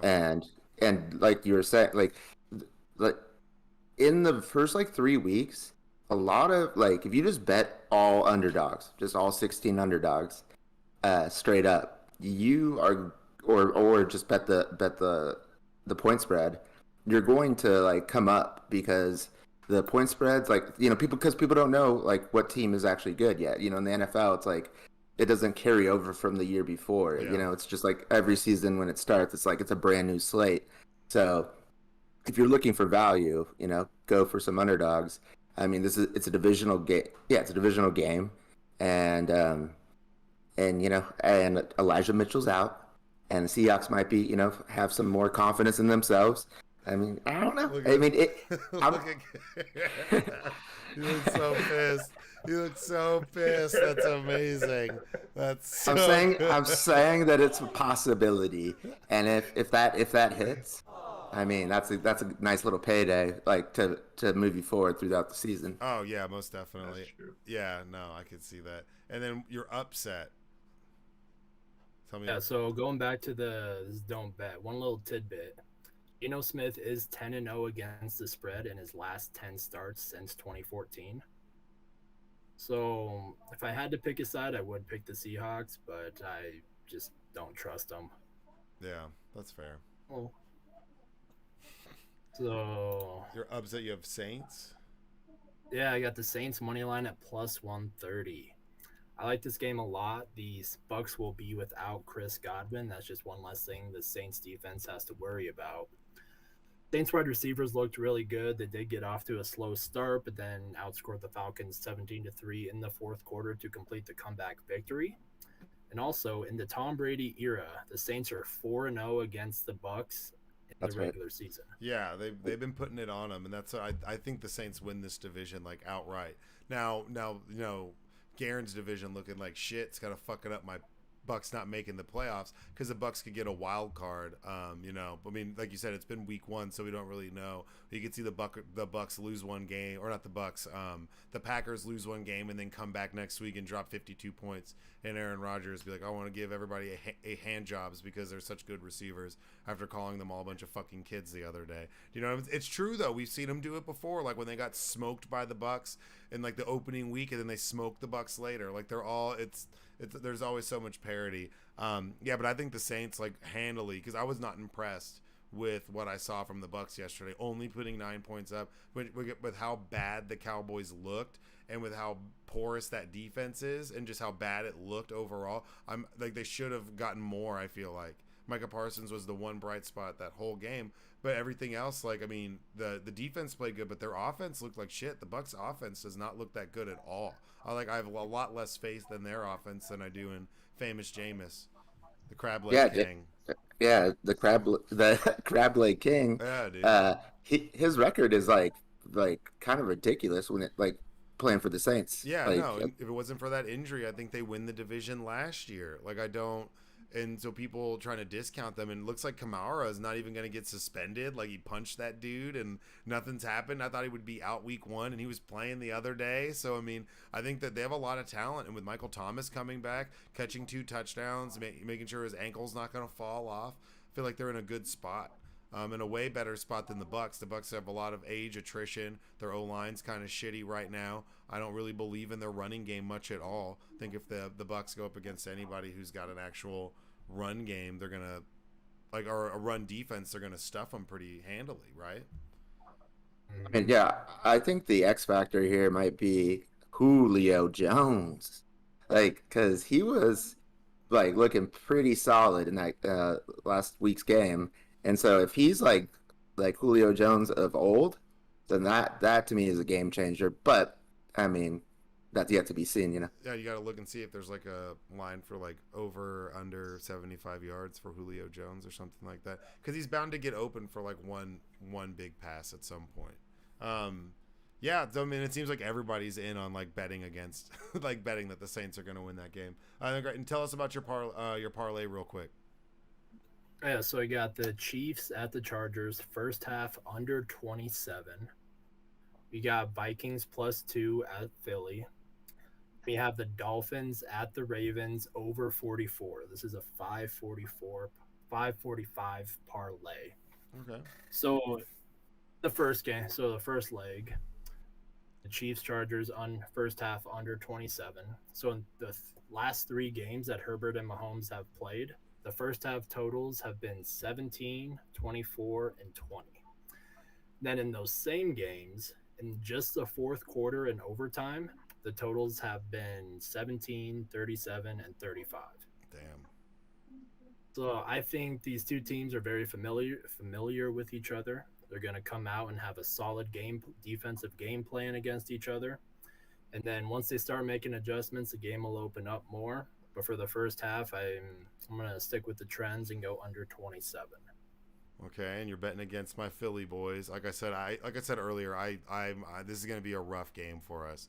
This is going to be a tough game. The Vikings look fucking good, and we've stomped them. Like, I think they're still pissed whenever we played the Vikings in the playoffs to go to the Super Bowl. And they had that whole miracle thing, and then everybody like realized Case Keenum actually sucked. Like, there was just one, like, we went through that whole Where was that Super Bowl? Wasn't it in Minnesota? It was in Minnesota too. Yeah, they had a shot to play in their home stadium. Yeah. We're like, nah, we have bigger plans. It was like 38-7 or some shit. Just like we had to go scalp Tom Brady so he can go get his hair plugs. Yeah, like the one year that Alshon Jeffrey had like good shoulders, and he just like goes off for the Super Bowl because he was hurt all the fucking times that he played for us. So you got Vikings plus Philly on that parlay. +2. You said +2. Yeah, I mean, for all the reasons that you said. The Vikings just looked really good. Philadelphia did give up 181 yards rushing to the Lions, and I think the Vikings have a better offensive line and a better running back in Dalvin Cook, paired with Justin Jefferson and Adam Thielen on the outside. I like the Vikings' chances here. Do you think Rager catches a touchdown this game? I wonder if that's a bet. What's the line on that? Because Jalen Rager, we traded Rager to the Vikings. He's like their third or fourth string receiver. Do they give him a house call and he takes a shot? I feel like they do. Okay, he can't. He doesn't know how to do that. Like, did we like give up picks with him? Like when we traded him, like, yo, here's like 2 first rounds and Rager. We don't need anything back. Just get him the fuck out of the locker room. No, we got picks back. What's funny is we got more for Jalen Rager to the Vikings than the Cowboys did for Amari Cooper to the Browns. That's what's crazy is we got more for Rager than the Cowboys got in like picks, like because that's just how shitty the Cowboys are. No, but that's how shitty the front office is for Cleveland. Like they paid all that guaranteed money to Deshaun Watson, and then they're giving up just like hella picks for Amari Cooper. It's like, okay, dude. And then Dolphins Ravens over 44. Yeah, dude, that's gonna be a wild fucking game. The Ravens look good. Dolphins looked. I feel like they could have scored more points if they really wanted to. Yeah, I think 2 explosive offenses, 2 defenses that aren't that good. The Ravens did give up 380 yards to the Jets last week. Still somehow only allowed, I don't remember if it was like 7 or 9 points, but they should have allowed more points to be scored. I think this number is just too low, and I expect it to go over. Thoughts on any of his picks? Do you think any of them are outlandish? Y'all are gonna have to. We have to keep track of these, so that way we'll have to get some sort of a running board going, so we can see who does better in their picks. Yeah, definitely have to do that. The Vikings pick +2. I would either buy some points and make that like 3.5, or I would just take the money line because if you think that they can win the game, what are they going to win or lose by 1 point? I just went with the +2 to cover any last-second field goals because playing in Philadelphia, it's a very hard to do. So I just that's right. Felt more comfortable. The difference is 545 to 626. So just kind of having that extra buffer. Okay. That's what I was thinking with that. Gotcha. Okay. All right. Well, we'll have to see how this goes. And yeah, man, you gotta do more than $10. Don't get too like crazy with it. But if it's something, like on your like that parlay that you said, like plus 2,000. Put like $200. It's. I just checked the line. It's already down to 1,800. Oh. Moving lines. What do you think? Because you don't have a robot, Andy. So y'all's approaches to gambling and betting. And do you bet at all, Garen? Besides like people that we know. No, man. All my money goes to fantasy football. That's all I do. See, I didn't do fantasy football this year. I decided not to. It was pissing me off. But what do you think about his units? And what do you think about that, Andy? Have you heard that before? Do you ever have that approach? I've never heard that before. I like that approach because I totally get what he's saying. Like, it's like I want like all this money. It's like, well, how much did you spend? Whereas, it's like I'm up like 5 units, which is what 5% for your system. Yeah. So then that like kind of clarifies whether or not you actually like made money. So I like that. And then, but there's another side to that, which is like when you go to a casino, you give them the cash, they give you chips. So like if you were like had just cash that you were like putting down on the table, you might not be betting so much. But since it looks like Monopoly money or like fun chips, like you're a little bit more loose with it. So if you're thinking about it as units, you might not be thinking about like, oh shit, I just actually bet $500, but it was only 50 units. Dude, we went to WinStar, me and Joe, when he was here, and we went and played craps at WinStar and shit, and he was playing blackjack, and he has a blackjack system, but he got to roll dice with me, and I got hot there for a little bit, man, And then I bet the don't pass line against everybody right before we left, just to be like put down, because I was like, if I hit this, I'm up like exponentially, and if I lose it, I'm down less than half of what I brought. So like, why wouldn't I just put this down? And did it, and I didn't hit, and then we just left. And this guy was like, yeah, fuck you, like the guy who was rolling, but the table was like dead. Like I rolled for probably like 45 minutes. And then everybody else, it was like crap out, crap out, crap out, crap out. And I bet the don't pass line like multiple times against the table, against this whole frat dude bro corner, because they all crapped out. It was pretty interesting. That's my favorite bet in Vegas, man. And like, not only because you're betting with the house, so it's likely you're going to make money, but just like everybody at the table being pissed at you for doing it. Is you can't buy that. Yeah, the first time I did it, the guy next to me did it too, and we both hit, and we were like, "Oh yeah," because he'd lost a bunch of money on the other side of the table, and I was like, "Should I do it? Like, I'm just gonna do it. Should I do it? Because once I do this, if I do hit, I need to like leave. I need to walk away from the table and go. We're gonna leave anyway. So you don't want to play that, because I put like a good like 300 something down. Was just like just put all my chips down, and you know. But that guy was like, fuck you, blah, blah, blah, blah, blah, like running his fucking mouth. And I was like, all right, well, I get it. But I don't think you can bet that and, like, hang around for too long, because people start getting mad at you. Start being like, get the fuck out of here, man. You're an asshole. But you can walk up, at Caesars. That's one of the first things I'll do. I'll go to Caesars and bet that. Because, it's so high to play that I'll just drop in, like, $100, bet the do not pass, try to hit, and then, like, walk away and be like, all right, I'm up, like, a little bit of money. Right, I got here and I'm already up, right? As opposed to like, or I'll go play Pai Gow like an old white woman. No, I like Pai Gow too. That's what my first bet is, Pai Gow. Yeah, it's because you're not really gonna win that much money. You're not really gonna lose that much money. You're getting your feet wet, and then you ease into it. Yeah, you can easily sit there for an hour and play with the same amount of money you started with. I've tried to explain that to people. I'm like, Pai Gow's like, if you want to sit there and get free drinks and just get drunk and like play for like 2 hours and maybe lose $50, you want to go play Pai Gow, because it's like you have to win both or lose both, or it's just a wash, and it just carries on and on and on and on. Well, all right, man, we're gonna have to keep track of all of these bets to see how you guys fare out, and then I'm gonna have to get like a completely different bit for you guys, man. But this is gonna be interesting. And yeah, I mean, bet strong, bro. But it's not your money. Bet it. Come on, man. You could lose $900 and you're still gonna make 50. So I mean, like, you better, let's go. Let's throw some cash down. All right. Let's put this robot to the test, because you're down a little less than half a unit. That's not bad based off of your scale. Yeah, like $1 or $2. Yeah, that's not bad. But you got the parlay prince is the commander in chief, the George Washington, when it comes to the humans versus robots in that war. I'm leading the humans. And so you're Will Smith and I Robot right now. Yeah, dude. And go find a robotic Chris Rock and slap it. I'm gonna spank that Roomba. Well, we'll have to see. Yeah, no, I'm interested because I like his system. It takes so many different like sabermetrics and factors into this like algorithm. So I'm interested to see how this goes. And yeah, I mean, I think that's a crazy.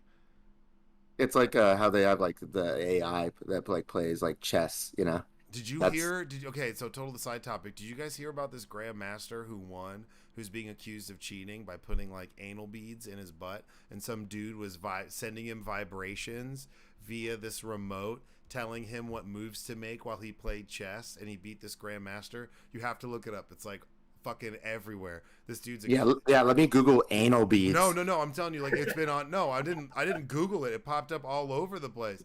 It was like chess grandmaster, so I clicked on it, and yeah, so this kid who beat. I guess I could pull it up. But this kid who beat this other grandmaster who hadn't lost like 30 or 40 some odd matches, was instantly accused of cheating. And what they said he did is he had somebody who had a remote, and he put anal beads up his ass. And they sat there and buzzed him to tell him what moves to do while he played this guy so he could beat him. And that's the accusation right now. So there's why didn't the person who had the remote controller be the one who beats them? why do they know what move to make? Just why aren't they sitting at the fucking table? No, I have no idea, but that's the craziest accusation to make. That like supposedly this dude was getting like remote controlled like Morse code through his ass, like to make checks. Did they do like a cavity search or what? Yeah, like, it's like, dude, that's honestly like an actual fucking story right now. I highly suggest you look into it. But this kid is accused of cheating and beating a grandmaster and winning, and it was like a $650,000 purse. So he won like a little more than $500,000 in this like tournament. But apparently it was good. That's so fucking weird. That's such a weird way to accuse somebody. I think you could get away with it though, right? I mean, that'd be an intricate system though. I don't know how you would like tell them where to move. It'd be like, it'd take you a long time to make a move, right? Would you like count? Like, like the first thing would be like G, and then you'd be like 7 or whatever. Would you have to like have 2 separate buzzes, right? I don't know. You should go ask like Altuve and the boys out down in Houston. No, they'd the no. Astros. Then somebody just be like hitting a trash can and shit, like in the crowd No, but next to him. but Altuve had a vibrating thing on his chest. Oh Like, yeah. and they would, yeah, and then he hit like a game-winning home run, and everybody came out to the plate, and he like was holding on to the shirt because he was afraid they were gonna rip his jersey off, and it exposed his stupid as like. Fucking Astros. I watched this compilation of Dodgers fans like harassing Astros fans at Dodger Stadium, and it was like the funniest fucking 10-minute compilation of like somebody standing off in an Altuve jersey and just Dodgers fans like throwing just beers and hot dogs at this dude, and then he ends up getting removed. The Astros fucking suck. I hate Altuve. I hate those fucking cheating pieces of shit. Well, apparently this chess player put the ass in Astros. Dude, you know? that's so wild. If he's number one, if he's found guilty, how you prove that is mind blowing. That's absolutely mind blowing. Yeah. So we're through bets. I mean, if you guys want to dip off, I kind of want to talk about this. I mean, I think we talked about it on Talk Shit or Get Off the Pod, but it's the last little topic is about this Brett Favre bullshit. And now that there's text messages that have come out. If you guys are interested in sticking around for this convo, it's just, I don't know if you guys are aware, but Brett Favre took a bunch of government money that was welfare money, and now there's text messages between him and the governor confirming that he was aware of kind of where the money was coming from and asking to make sure that none of this stuff, well, he's in text message asking, is there any way the media is going to get a hold of this or be aware of where this money came from? And the governor assures him, no, absolutely not. Don't worry about it.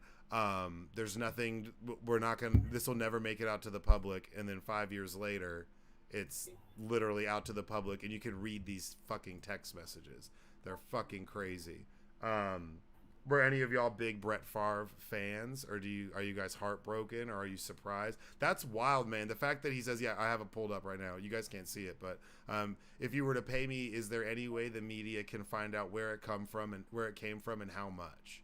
And she says, no, we never have had that information publicized. I understand you being uneasy about that, though. Let's see what happens Monday with the conversation with some folks at Southern. Maybe it'll click with them, hopefully. Okay, thanks. And then it's, wow, we just got off the phone with Phil Bryant. He's on board with us. We'll get this done. Awesome. I needed to hear that for sure.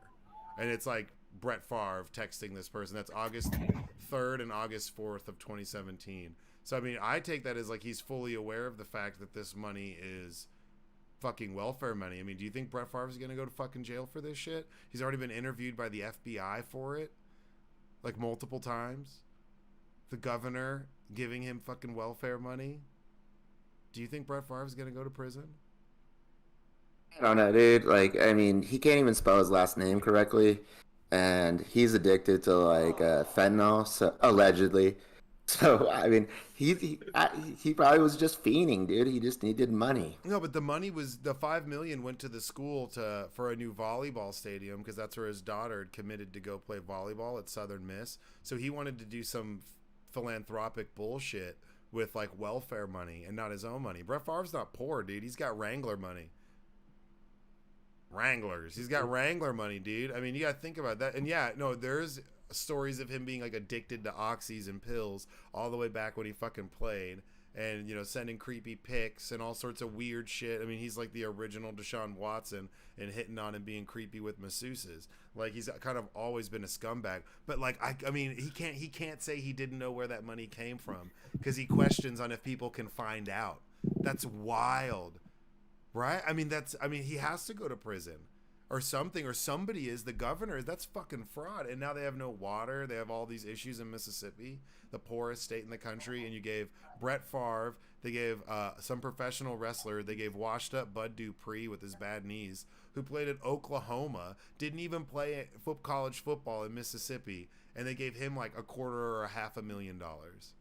They were just giving like random, just like handing out EBT cards or some shit and letting them cash it in for money because it's like welfare. Like, I mean, it's like literally money set aside for those people. They take $90 million a year in welfare money from the government, and they deny almost 90% of the people who apply for that money. You mean they denied 9 units? Yeah, there you go.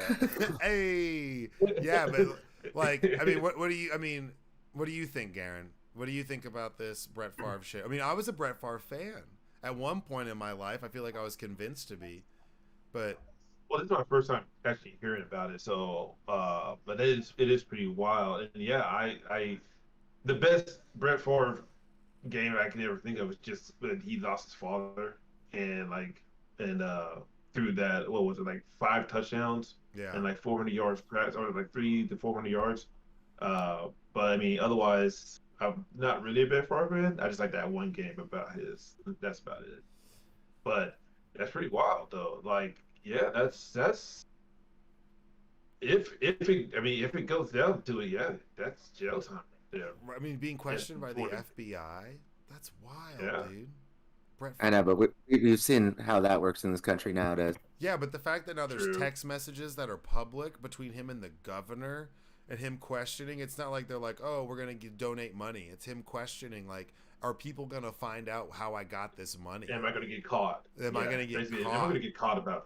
And then being assured, like, no, absolutely not. That never happens. That's fucking wild. Like that's... Yeah, I mean, it shows intent and like his state of mind, like, so, which you can use in court to prove that he knew that he was breaking the law. I think he's gonna snitch, dude. He's gonna be like, all right, man, give me like, give me 2 bottles of Oxys and like Kohl's gift card so I can get some Wranglers because I'm cut off from a sponsorship, and I'll flip. I think he's gonna flip on people. Right? I mean, because wouldn't they rather send the former governor, to prison for doing all of that money? Because they've only accounted for maybe like 17 million of this 70-something million that's missing. So that's like there's like 70 million in welfare fund money missing, and what they've tracked is like what went to Brett Favre, and he's being sued by the state, a civil lawsuit for the interest he's accumulated. It's like $228,000. He refuses to pay back because he's paid back a bunch of the money they gave him for the fake speeches, because they also gave him Brett Favre $1 million of welfare money to go give motivational speeches that never happened, and then there's some accruing interest that happened on that he's refused to pay. So he's paid the $1 million back, but doesn't want to pay the like $250,000 of interest. So the state of Mississippi is taking him to civil court to try to get the rest of their welfare money back. Like right now. Well, he probably didn't make the interest on it. It's like the state would have if they had the money. Yeah. But what kind of interest rates are those? You're getting like 25% returns? Welfare returns, dude. It's that welfare money. It goes long, dude. The money long. 70 mil of it. Joe, do you have any thoughts on this? Brett Favre was kind of before your time. You saw him on like the tail end when he was like sending dick pics and playing for the Vikings and shit. I think that's when you saw him playing football. Well, it's true. It's not. It's I just forgot all about it. I mean, who amongst us hasn't? Well, I mean, but No, never mind. Never mind.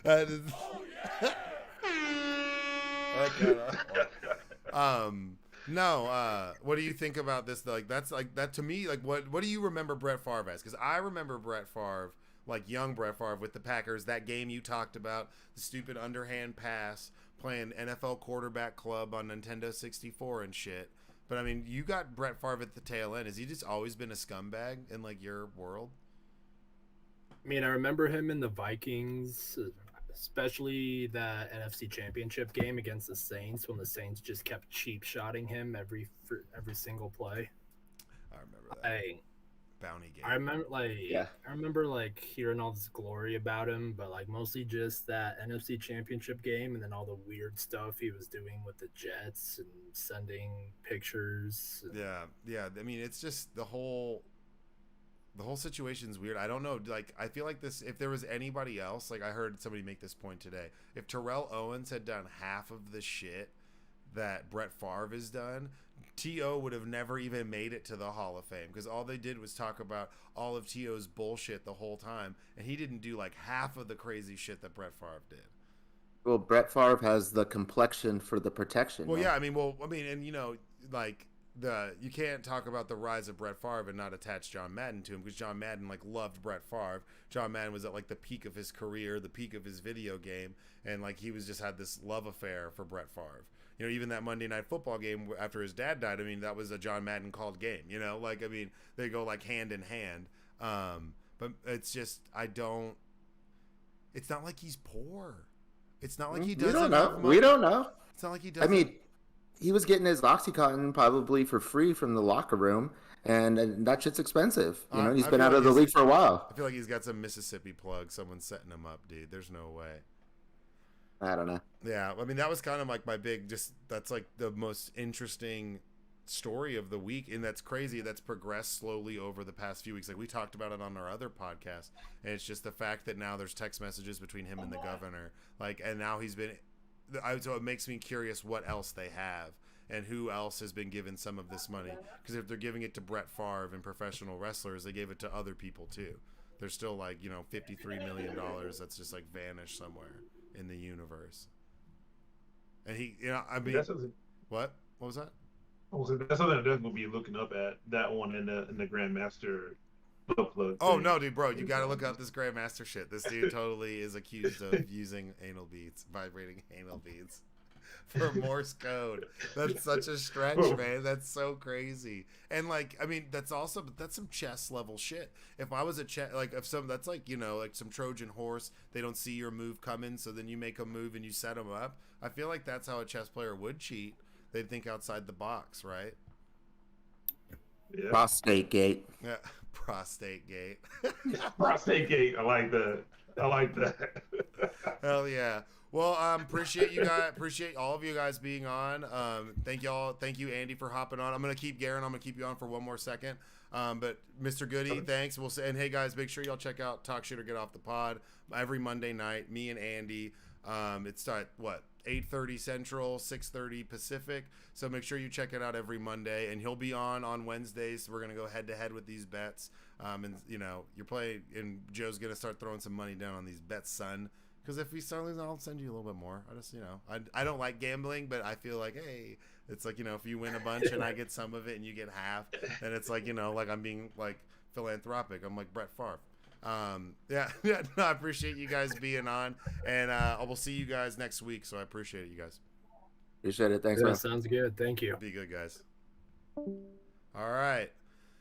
So, how do you feel about checking in? I want you to check in for a little bit next week. It doesn't even have to be that long, or just leave a voicemail. But I want to check in with you and see what happens, because I'm gonna play this parlay, dude. I'm gonna bet a fucking against you on this week. Yeah, well, against the Niners. I want to play this parlay. Oh, okay, gotcha. But and I kind of looking for someone to check in with every once in a while, and that's your team. And I want someone that's gonna, you know, there's a lot of Niners fans out there, a lot of people who really, you know, give a shit about the Niners. You'll have a huge fan base. And like I said, we're one L either side away from being like mortal enemies. But I mean, I'd love to have you come on like every once in a while, check in with the state of your team. You know, see what's up with the Niners, and you kind of be like my Niners guy. Is that cool? You don't have to if you don't want to, but I see you got the secret lab chair, so you need to use it, son. You need to use it, right? And dude, Andy's wild, right? I was like, yeah, because I was so and just does he live in Vegas? No, he lives out in Cali, so he works out in Cali. He's he's working his way on being a financial advisor, and we have, you know, our podcast, which is much more like political current events on Mondays. But he's a big gambler, and he was talking shit about Joe. That's my nephew, who's named after me, Joseph. And he was talking shit about his bets. He's like, I could do better. So I was like, all right, I'm gonna put you guys head to head and let's see what your bets are. Because Andy bets and Joe bets, but their approaches are way different. Like they have completely different views on it. So that's why it's kind of cool. So I'm actually excited to have them do that. But yeah, and just in case you guys didn't know, me, Garen, and Andy, we all grew up together. We all played football together. We've got stories for 1,000 years that you wouldn't fucking believe. Probably, and stories of me in football. I mean, man, some of them are pretty funny. I said some wild shit. I got myself. Bro, you're entertaining for us, bro. You brought joy. You brought joy to the locker room. Yeah, bro. and they hated me for it, but to say la vie, because I still bump into those guys every once in a while. The other day, I was out and about, and I bumped into Big Boydston the other day. I won't say his full name, but I bumped into Large Boydston the other day. Still huge as fuck. Really? Sounds the same. And he was like, "Oh, I'll get this," and I was like, "Yeah, I bet you will." And he was like, "Holy shit!" And I was like, "What's up, dude?" Yeah, because I'm still kind of like, I'm in Dallas, I'm back in the area, so I still bump into them every once in a while. But yeah, just back in the day, football was wild, and I had beef with everybody. Well, no, I would just say what needed to be said sometimes, and people didn't like it. And then I didn't care. But it is what it is. I digress. Because I've bumped into a bunch of those coaches and stuff, and it's like nothing but love for those guys. I'm like, I'm sure I was a handful. So if any, I've chilled the fuck out. So I apologize. I still talk shit, but I've chilled out. I'm much more respectful now.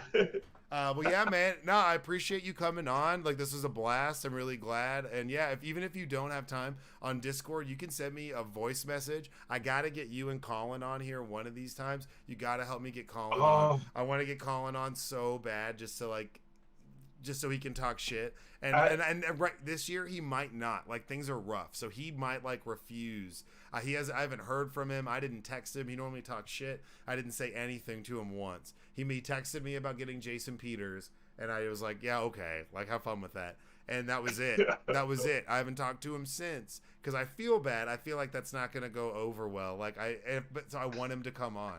But like so if you're hearing this, Colin Montgomery, like, shout out, like, come on. Yeah, Cowboys fucking suck. Come on, Colin, Come on. Bring it from the comment section to the channel, man. I know you're always talking shit. I see you guys talking shit nonstop to each other, so it's like I gotta get. Oh, on Facebook, yeah, bro. Oh yeah, because he will too, but he's been real quiet. So but we got to get him on. And if we do, we welcome you with open arms, and we won't be mean to you, man. I promise. But yeah, no, I really appreciate you coming on. And, let me know if next week or anytime you want to come on, got something to say, or if you, have any questions or things you want us to chat about, just let us know, man. Nothing but love. And I really appreciate you coming on, dude. It's badass. It's good seeing you too. Hell yeah, bro. It's great seeing you, bro. It's good seeing you, bro. Yeah, no, man. Yeah, I mean, I live in the Fort Worth side, so. Okay, then. Yeah, okay. Yeah, then we're just gonna have to. All right. Well, I'll message you off air, and we'll get some beers or some shit like that, and we'll just meet the fuck up. All right, because I'm in the HEB area, so I'm like pretty dang close. Yeah, so I'm not super far, so we're pretty close. Yeah, I'm right by Texas Motor Speedway, like the Justin area. I'm literally right by Texas Motor Speedway, almost like 5 or 10 minutes away from it.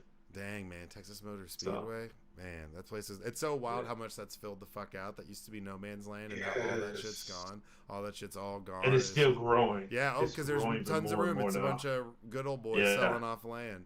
But no, man. Well, everybody, Garen, so we appreciate you being our guest today. Thanks for coming on. We'll have you on hopefully next week, and keep an eye out.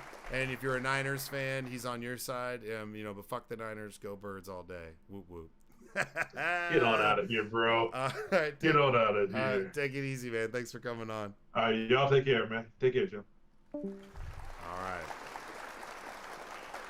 Well, so we talked about a lot. A little bit of a rough start. I gotta work on my notes a little bit. But you know what? I mean, that was a good episode. These bets are gonna be fun. We have 2 different people giving 2 different approaches when it comes to how they place their bets, which is super, super awesome. Andy's a gunner, so Andy's just gonna throw some stuff. That parlay's wild, plus over 2,000. I want Joe to place $200 down on that. So if you're still listening, Joe, place 200 bets on that Andy parlay, because if we hit it, we're gold, baby. Like, you're good.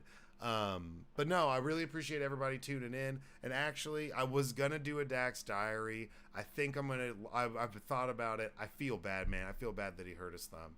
So I'm probably not going to do a Dax Diary. Instead, I'm probably going to make it someone else right now. But, you know, before we do that, if you've been watching, make sure you comment, like, subscribe. We appreciate y'all stopping by. You know, we do have Talk Shit or Get Off the Pod, which is our more current event political podcast. That's on Mondays. That starts at 8:30 Central, 6:30 Pacific. But this is just so much fun. I love sports. I love being able to talk about this shit, have different people on, have different debates, different topics. You know, it's not going to be your traditional where, hey, I'm running through every single game and I'm running highlights. It's going to be kind of what we want to talk about. You know, but this is a lot of fun. So episode 2 in the bag. Who should I make this diary about? No, we'll just do Dak. This is page 2, season 2022, Dak's diary. Dear diary, sorry if it's hard to read what I'm writing right now, because I only have one fucking thumb that works. Our O-line's trash. Ty Smith's out. We just lost McGovern. Zeke looks like a Power Ranger. CeeDee Lamb's not maybe a number 1. And we're just bad. Some people are saying that Cooper Rush is going to be my replacement and be the next Tom Brady. Everybody knows that's not possible. We're in salary cap hell. We haven't paid anybody who's actually contributing to this team. And we have a bunch of old, aging former superstars with bloated contracts who refuse to leave and probably have no trade clauses too. They're telling me 6 to 8 weeks for my thumb. Jerry says 4. Classic Jerry Jones, forcing me back sooner than I want. I looked like garbage when I played before, and no one's blocking or catching, so why put me back out early?